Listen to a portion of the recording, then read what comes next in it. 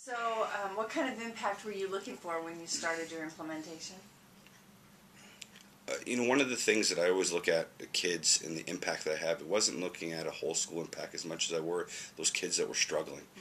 Um, for me, I know all my kids in school by name. I mean, I find that's important. I need to get out there, know the kids. I'm in the classroom, and watching those kids struggle really, I'm a teacher at heart, and that bothered me, and I wanted to help. And I think that piece, looking at how could we help those struggling learners, it wasn't they couldn't. We just weren't doing the job. And we needed to find a way to do this. And I think that as we learned about RTI, there was an RTI process here. That you looked at one student and you identified. We didn't have universal screeners. We had RPAs, which is a DRA, which is basically it's about a half an hour per student. So we did it once a quarter. I literally provided a sub for once a quarter for that data.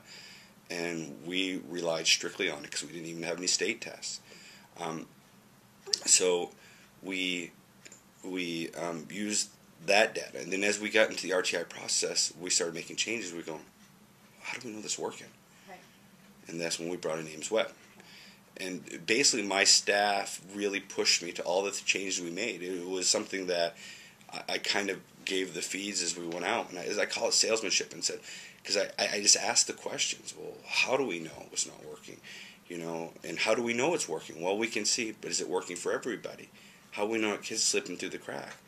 And these were things that these questions that stirred the staff, and I think it bothered them, and is really pushed. I mean, because the staff has spent.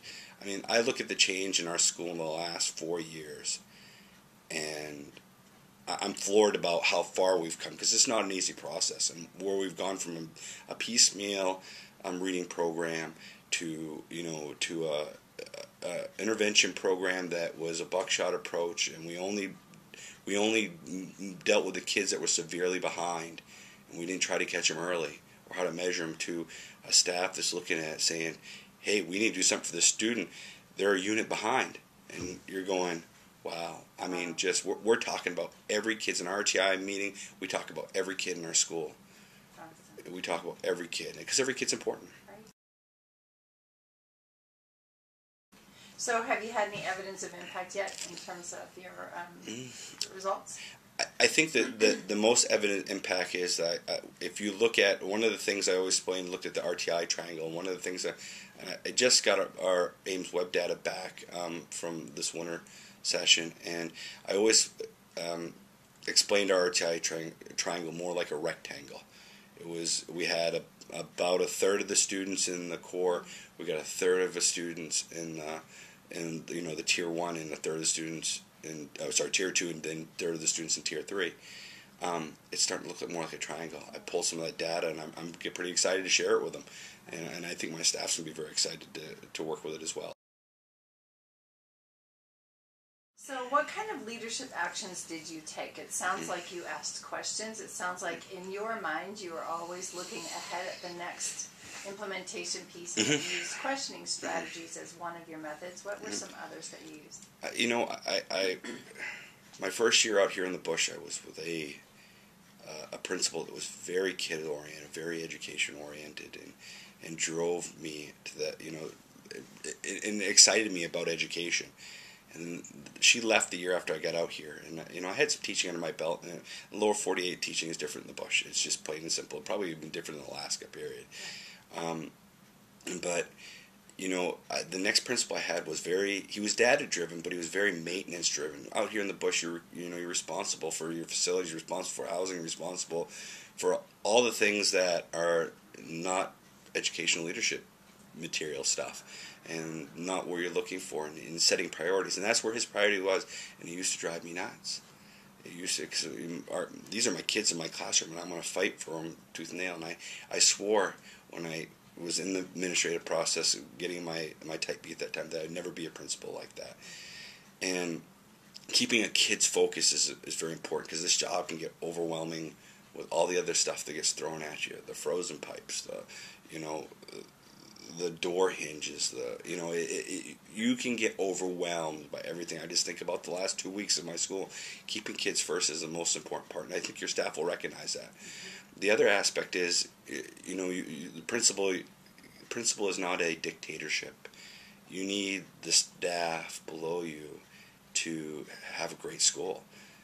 Yes, it takes a good leader, but it takes that staff. And it's almost like being a salesman. You got to go out and sell. And always staying on top of what's coming up next. And trying to figure out the question that they're going to ask you before they're going to ask you it. And so that you have a decent answer. And when you don't, spend the time to figure it out. So my key thing would be is it's a team.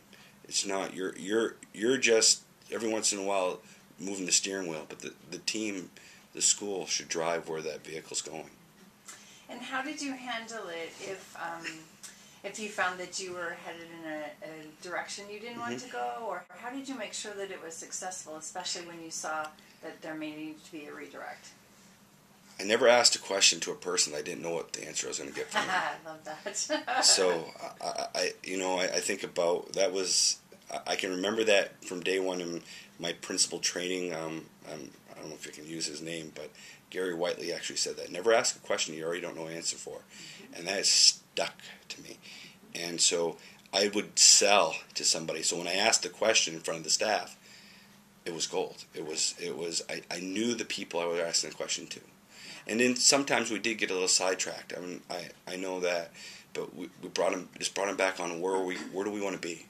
If you ask any teacher in my staff, you say, what is the one, if you had one goal for the school, what would it be? And they would look at you and say, we want all our kids reading on grade level by second grade. That's their goal. When they leave this building, we want them ready to go to the next one.